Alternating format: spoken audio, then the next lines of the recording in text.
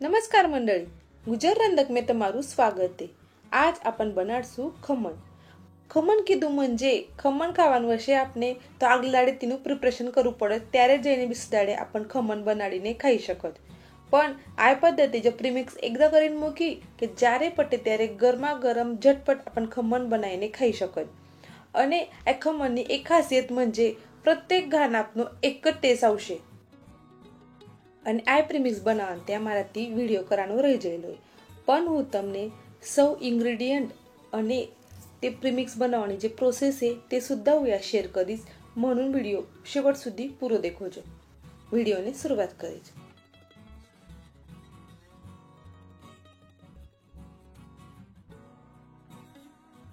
या हुए खमण बनावण करता आट्याનું પ્રમાણ દઈલું, પણ તમે તેનું અર્ધ પ્રમાણ સુદ્धा લઈને ખમણનું પ્રીમિક્સ બનાવી શકો। હાવડા સૌથી પહેલે ચોખા, ચણા દાળ અને અડદના ચક્કી पे જાડસર દહીં લાવવાનું અને મિક્સરના ભાંડામાં સાકર અને લીંબુ અર્ક પીળી લેવાનું અને આ બે પ્રોસેસ થવા નંતરથી બધા ઇન્ગ્રેડિયન્ટ મિક્સ કરીને ખમણનું પ્રીમિક્સ તૈયાર થઈ જાય। ખમણ બનાવણ કરતા या हुए कढ़ाई में पानी गरम कराने મૂકેલું है અને જે डिश में आपने खमण लगाड़ाનું है ते डिश ने तेल लगाड़ीने साइड ने મૂકી દેશું। खमण करान करता या हुए 1.5 वाटकी આ ખમણનું પ્રીમિક્સ લઈ લઈએ, म्हणजे आपली डिश जेवढी बसे ते पद्धती आपने લેવાનું તે અને या हुए 3-4 पळ तेल નાખેલું है અને જે વાટકીથી આપણે ખમણનું જે લોટ લઈલો है તે જ વાટકીથી સેમ આપણે પાણી લેવાનું है। 1.5 વાટકી લોટની કરતા 1.5 જ વાટકી આપણે પાણી લેવાનું है અને પાણી આપણે એકદમ ન લાગતા થોડું થોડું પાણી નાખીને આપણે ખમણનું આ જે લોટ છે તેને તૈયાર કરી લેશું। તેલ મારાથી સૌથી પહેલે નાખાઈ ગયેલો है, પણ તમે બનાવવાનું ત્યાં પહેલે પાણી તે ખમણના લોટને બનાવી તૈયાર કરી લોજો અને તેના નંતરથી તેલ નાખોજો। એવા પદ્ધતિ થોડું થોડું પાણી નાખીને आपण આ જે લોટ છે તેને ભીંજી લેશું।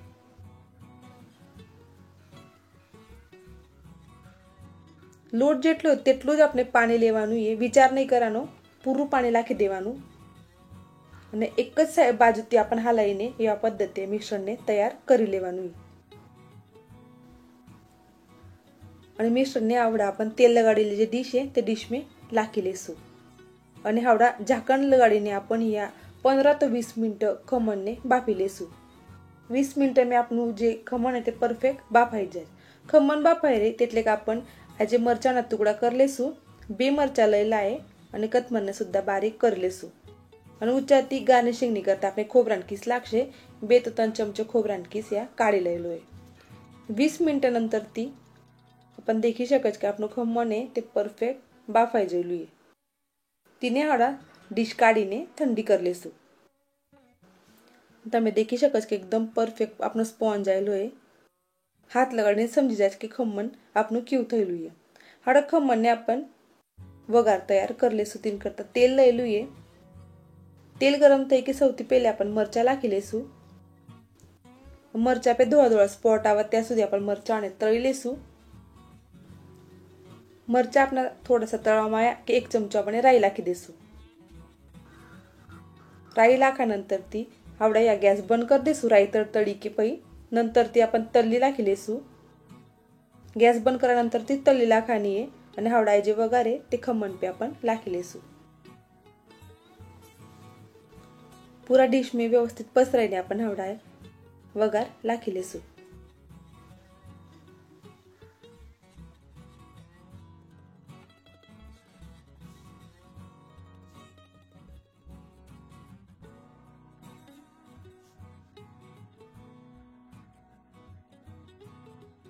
हावड़ा कतमर नाखी लेશું।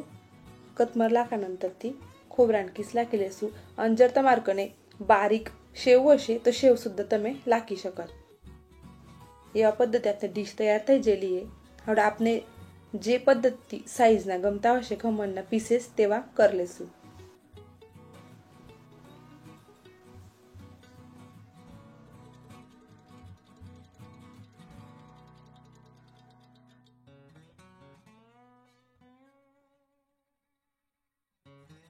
हावड़ा आपण खमण सर्व कर लेશું। તમે દેખી શકો છો કે આપનું ખમણ એકદમ પરફેક્ટ થઈ ગયેલું છે. ડિશમાંથી સુદ્धा એકદમ ઇઝીલી નીકળી જઈ રહી.